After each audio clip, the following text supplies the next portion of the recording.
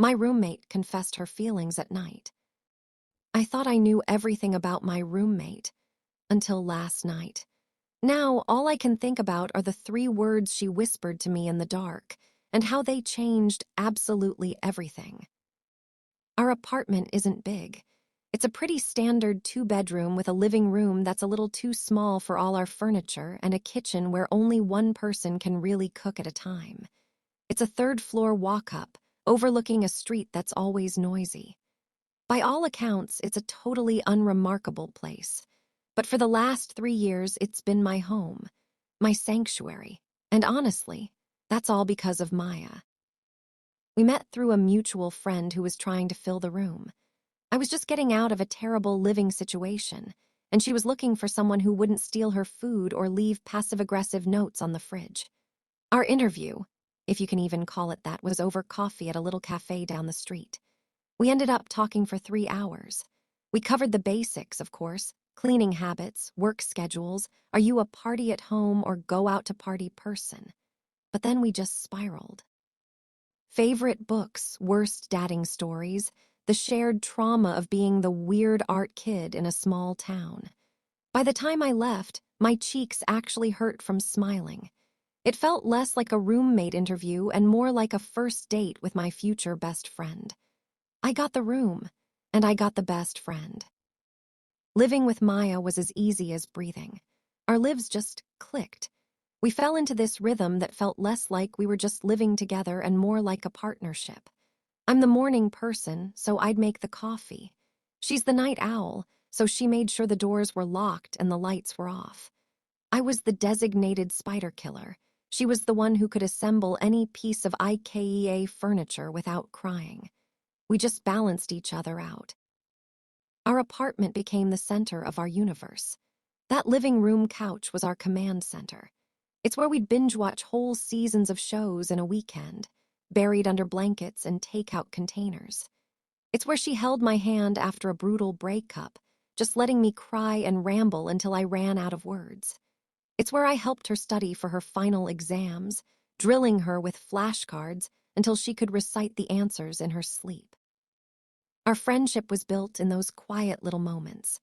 The way she'd always buy my favorite tea when she went grocery shopping, even though she doesn't drink it. The way I knew her coffee order by heart: medium iced latte, oat milk, 1 pump of vanilla.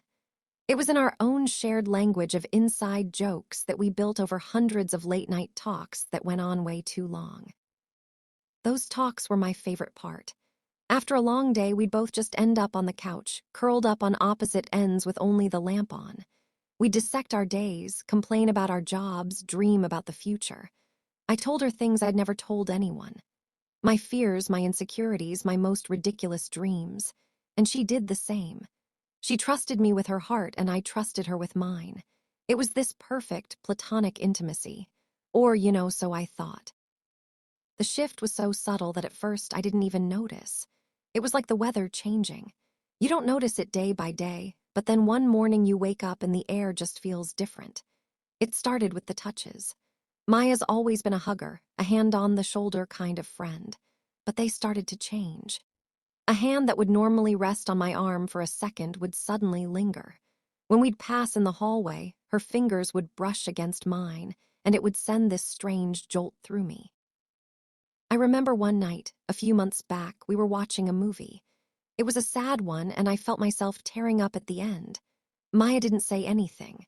She just reached over, took my hand, and laced her fingers with mine. We sat like that for the rest of the movie. My heart was doing this weird, frantic beat in my chest, and I couldn't focus on the film at all. All I could think about was the warmth of her hand and the way her thumb was stroking the back of mine. When the credits rolled, she gave my hand a little squeeze before letting go. "You okay?" she asked, her voice all soft. I just nodded. I couldn't speak. I told myself she was just being a good friend. But this little part of me, a part I shut up really fast, knew it felt like something more. Then came the lingering looks. We'd be with a group of friends, and I'd just feel her eyes on me. I'd look up, and she'd be watching me with this intensity that was new, an expression I couldn't figure out. It wasn't just a friendly glance. It was a focused, searching gaze. The second our eyes met, a little smile would appear on her lips like a secret just for me before she'd turn back to her conversation. It made me feel like I was the only person in the room. I'd just brush it off. I'm imagining things. She's just my friend. The excuses were easy because the alternative was way too complicated to even think about. Her protectiveness also got intense.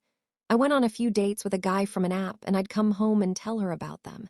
I'd say he was nice or fine, and she would pick apart every single detail. "But does he make you laugh?" she'd ask, her brow all furrowed. "Does he ask you real questions?" She found a fatal flaw in every single one of them. I thought she was just being a friend with high standards for me. It never occurred to me that maybe she had a more personal reason. The last guy I went out with, I came home and said the date was decent. She just looked at me, her expression unreadable, and said, "Decent isn't good enough for you."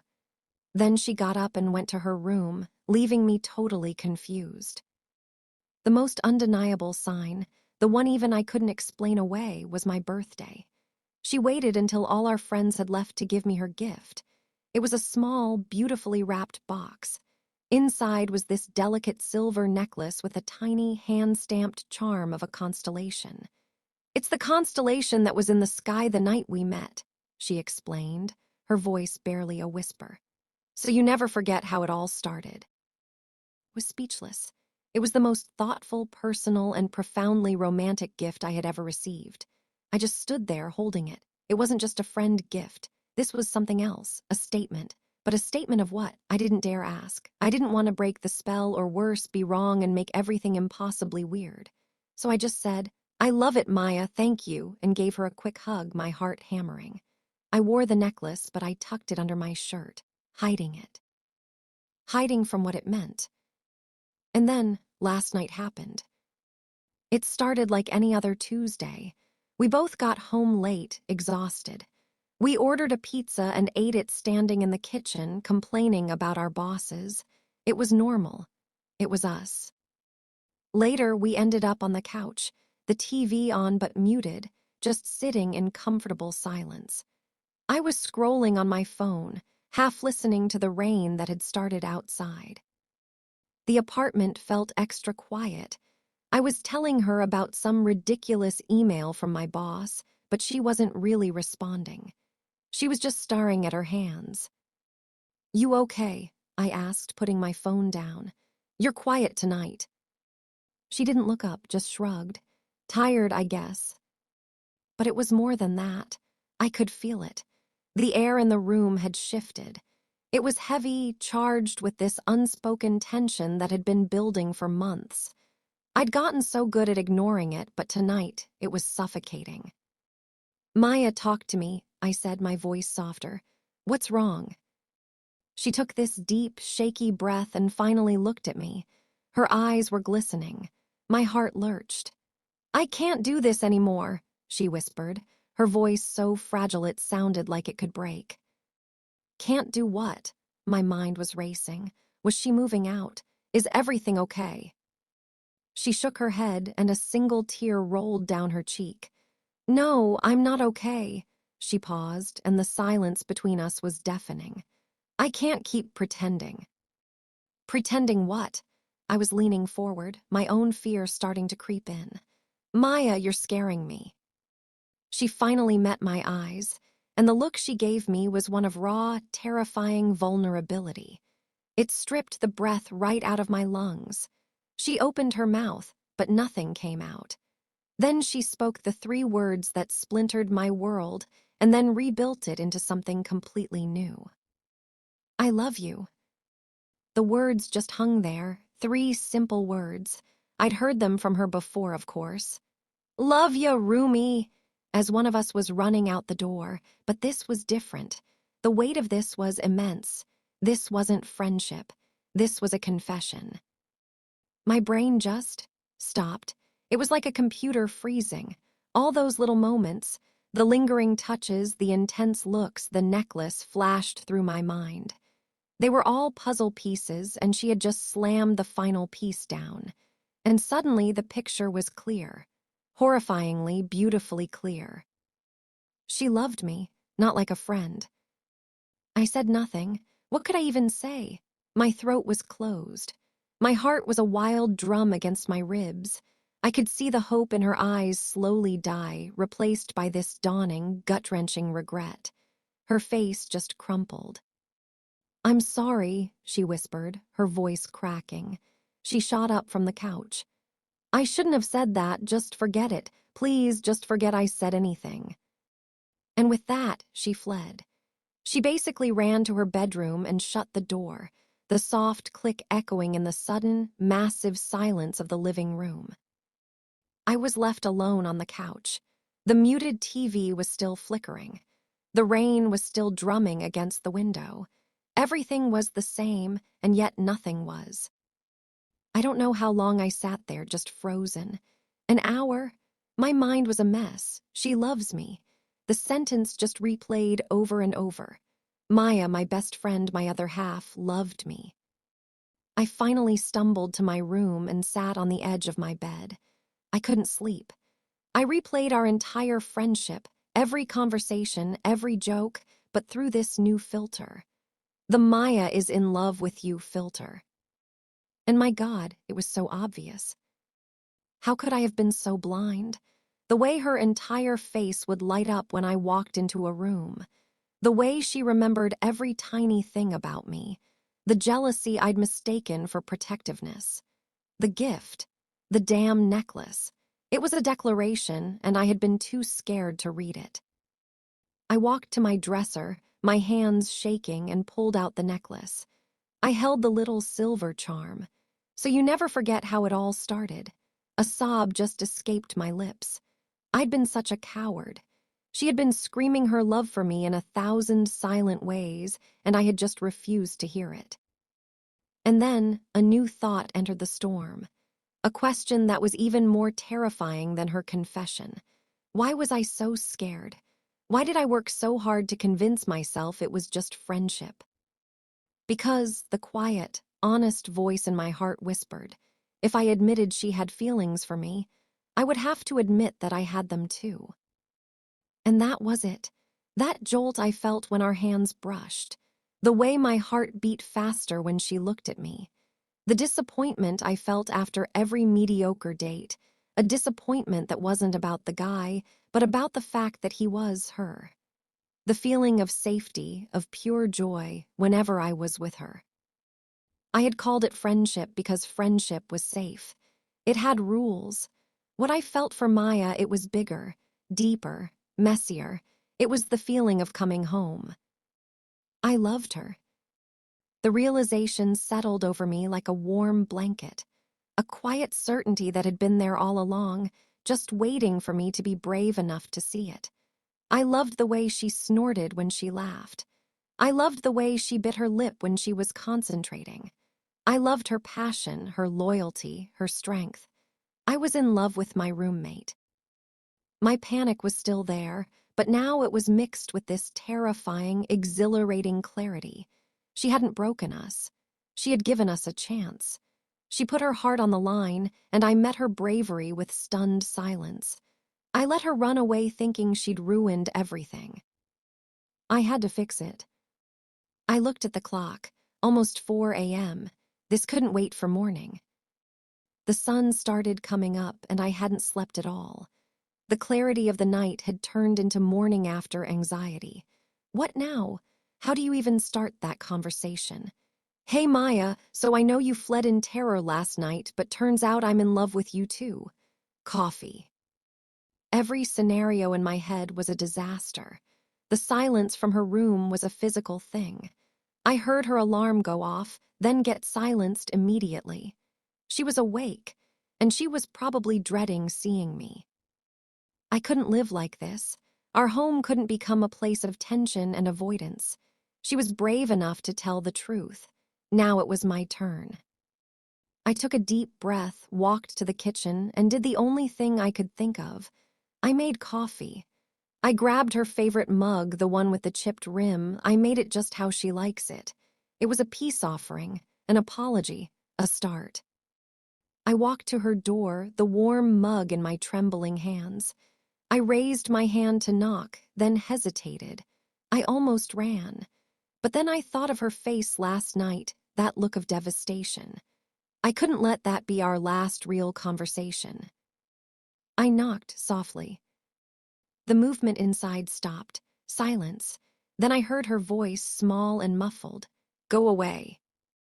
My heart sank. "Maya," I said, my own voice a whisper. "Please, can we talk?" More silence. I leaned my forehead against the door. "I have coffee," I offered weakly. I heard a sigh from the other side. Then the lock turned. The door opened a crack. Her face was puffy and her eyes were red. She hadn't slept either. "What do you want?" she asked, her voice flat. "I want to talk," I said again, holding up the mug. "Can I come in?" She stared at me for a long moment, then opened the door and stepped aside. I handed her the mug, our fingers brushing. That jolt, just like always. "Look," she started, staring at the floor. "About last night, I am so sorry. It was selfish, and I never should have put you in that position. I get it if you want me to move out. I can start looking for a place. We can just forget this ever happened and—" "No." My voice was firm. It cut her off. She looked up, surprised. "No." "No," I said again, stepping closer. "You don't get to do that. You don't get to be the brave one and then try to take it all back because I was a coward." Her brow furrowed. "What are you talking about?" "You were brave enough to say it," I said, my voice shaking now. "So it's my turn. The reason I didn't say anything wasn't because you were wrong. It was because you were so right that it terrified me. I froze. And I am so sorry. I'm so sorry I let you think for even a second that you ruined anything." I took another step, closing the space between us. She was just staring at me, wide-eyed. "I spent all night thinking," I continued, "about everything. All the times my heart beat a little faster when you smiled at me. I was so busy telling myself we were just friends that I didn't let myself see the truth." I reached out and touched her cheek. "The truth is, my life didn't really make sense until you were in it. The truth is, this apartment isn't my home. You are." Her eyes filled with fresh tears, but they weren't sad ones this time. "What are you saying?" she whispered. "I'm saying," I said, my voice cracking, "I love you too." And then I kissed her, or she kissed me. It was both of us at once, a collision of relief and longing. It wasn't a movie kiss. It was quiet and tentative, and the most real thing I have ever felt. It tasted like coffee and late nights and 3 years of unspoken feelings finally being set free. It was the answer. When we pulled apart, we just stood there, foreheads pressed together, just breathing. The tension was gone, replaced by this peaceful warmth. She set the mug down and wrapped her arms around my waist, pulling me closer. "So," she said, a small, watery smile on her lips, "I guess I don't have to move out." I laughed, a real laugh that felt like letting go of a breath I'd been holding for months. "Not a chance," I said, "but our rent is about to get a lot more complicated." And just like that, our little apartment became the home where our love story really began. Everything was different now, and yet it felt like it was finally the way it was always supposed to be. If you've ever had a moment that changed everything, a single conversation that altered the course of your life, I would love to hear about it in the comments below. Your stories mean the world to me. And if you enjoyed this story, please don't forget to like and subscribe for more. It lets me know that you'd like to hear more confessions and stories from my life. Thank you for listening.